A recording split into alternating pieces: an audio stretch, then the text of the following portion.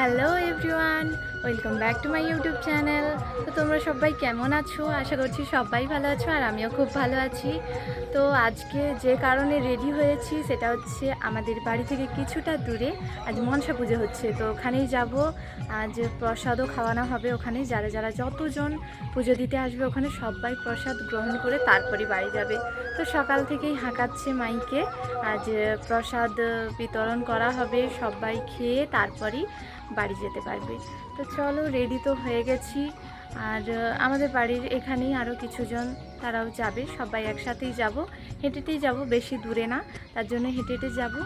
তো একটা কথা, কাল যে ভোটের রেজাল্ট গেল, তো আমার বাবা যে সকাল থেকে বসেছে টিভির গোড়ায়, মানে টিভি দেখতে যে বসেছে, পুরো রাত পর্যন্ত ওঠেনি টিভির কাছ থেকে। তো আমার যেন মনে হচ্ছিল অন্য কেউ না, আমার বাবাই হয়তো ভোটে দাঁড়িয়েছিল। তো সত্যি বলতে খুব সাসপেন্স ছিল, কে জিতবে কে হারবে। তোমরা তো দেখেই নিয়েছো কে জিতেছে, আর বলার কিছু নেই। তো ঠিক আছে, এবার দেখা যাক যারা আসছে এবারে যে সরকার, তারা কীরকম কি উন্নয়ন করে দেখলেই বোঝা যাবে। তো চলো, বেশি কথা না বলে আমরা রেডি হয়ে গেছি, এবার বেরিয়ে যাব। তো চলো, রাস্তায় যেতে যেতে তোমাদের সাথে আমি কথা বলছি, ভিডিওটা দেখতে থাকো। তো বন্ধুরা, আমি তো রেডি হয়ে গেছি, কিন্তু আমার সাথে যারা যারা যাবে, মানে আমার দিদি, তারপর বৌদি, ওরা যে যাবে তারা কিন্তু এখন পর্যন্ত রেডি হয়নি। তো তার জন্য আমি ভাবলাম যে আমি আরেকটু ভিডিও করে নিই, তোমাদের সাথে একটু কথা বলে নিই। তো এবারেই বেরিয়ে পড়বো বাড়ি থেকে। বাগান খেতে নয়, খাওয়ান খেতে।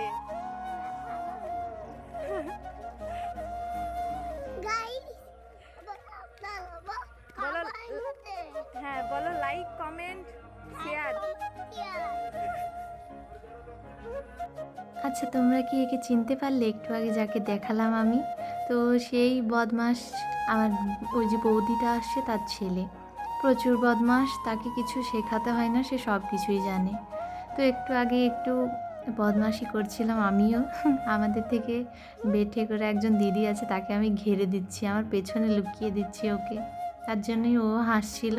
তো দেখো, হেঁটে হেঁটে এখন চলে এসেছি। তো আমি তো তোমাদের প্রথমেই বলেছি আমাদের বাড়ি থেকে বেশি দূরে না, তো তার জন্য এই যে চলে এলাম। বেশিক্ষণ হাঁটতে হয়নি, ওই 5 মিনিটে আমরা চলে এসেছি। তো আসতে না আসতেই চোখে পড়ে গেল আইসক্রিম দোকান। ছুটতে চলে এসেছে দুজনেই, এই দিদির ছেলেটা আর ওই বৌদির ছেলেটা, দুজনেই আইসক্রিম খাওয়ার পুরো রাজা একদম। কারও পছন্দের আইসক্রিম নেবে না, সে সে যেটা দেখিয়ে দেবে, যেটা তার ভালো লাগে সে সেটাই কিনবে, কারো পছন্দের আইসক্রিম খাবে না।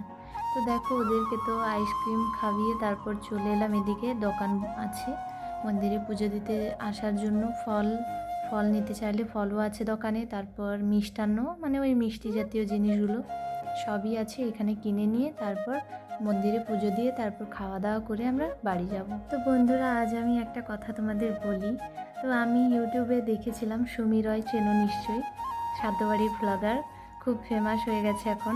তো তারই একটা ভিডিওতে আমি দেখেছিলাম, বলছিল যে আগে আগে আমি ভাবতাম ভিডিও করার সময় কি বলবো, অনেক কিছু ভেবে চিনতে বলতাম, কিন্তু এখন আর কিছু ভাবতেই হয় না, যা মনে আসে বলে দেয়।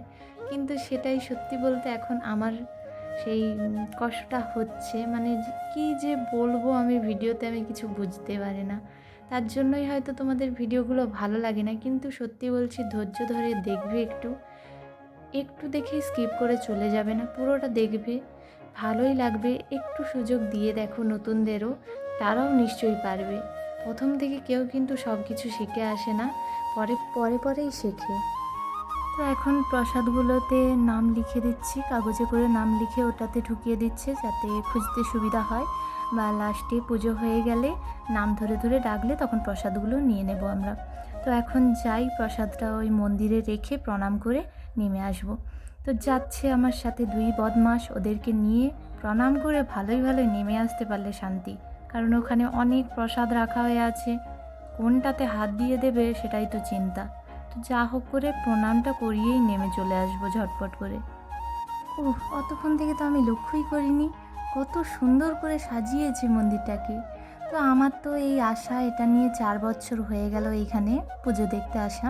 প্রতি বছরই আমি একটু একটু করে অন্যরকম, মানে মন্দিরটা যে তৈরি হচ্ছে সেটার একটু একটু করে পরিবর্তন দেখতে পাচ্ছি।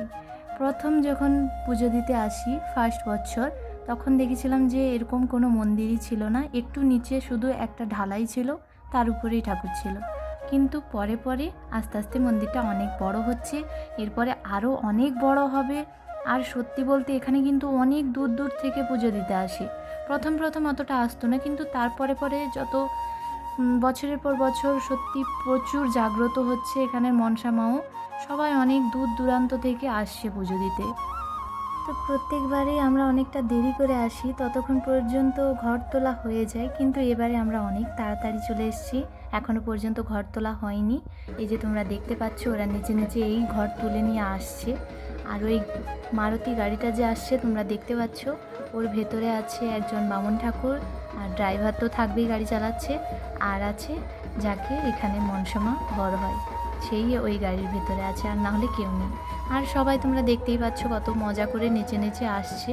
তো খুব মজা করে এখানে যারা, কিন্তু আমরা এখানে ওই নাচানাচিটা করি না, কারণ এটা আমাদের ওইখানটা নয়, তার জন্যই। তো এরা খুব মজা নিচ্ছে।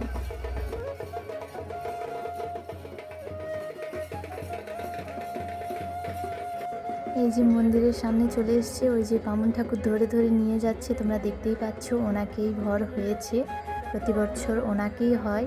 সত্যি বলতে প্রথম প্রথম এগুলো আমি মানতাম না, তারপর যবে থেকে নিজের চোখে দেখেছি সেদিন থেকে আমার একদম বিশ্বাস হয়ে গেছে। তো গাইস, ওখানে তো পুজো চলছে, আর এখন আমরা এখানে বসে পড়েছি খাওয়া দাওয়া করতে, কারণ আমাদের সাথে যারা এসেছিল ছোট ছোট পুচকা বাচ্চা, তাদের কিন্তু খুব খিদে পেয়ে গেছিলো, তার জন্য এসে বসে পড়েছি। খাওয়া দাওয়া করে তারপর আমরা বাড়ি চলে যাব। তো এখন নিয়ে নিয়েছি একটা আইসক্রিম, খাওয়ার পরে একটা আইসক্রিম না খেলে হয়। ফুচকাটা খাইনি কারণ ফুচকা নেই। গাইস, ভিডিওটা এতটাই। ভিডিওটা ভালো লাগলে তোমরা সবাই কিন্তু লাইক কমেন্ট শেয়ার করতে একদমই ভুলবে না, আর সাবস্ক্রাইব করতে তো একদমই ভুলবে না। তো এরকম ভিডিও যদি আরও দেখতে চাও তাহলে প্লিজ কমেন্টে বলবে কিন্তু। সবাইকে টাটা বাই বাই, সবাই ভালো থাকবে, আবার দেখা হচ্ছে আমার নেক্সট ব্লগ ভিডিওতে। আজকের জন্য টাটা।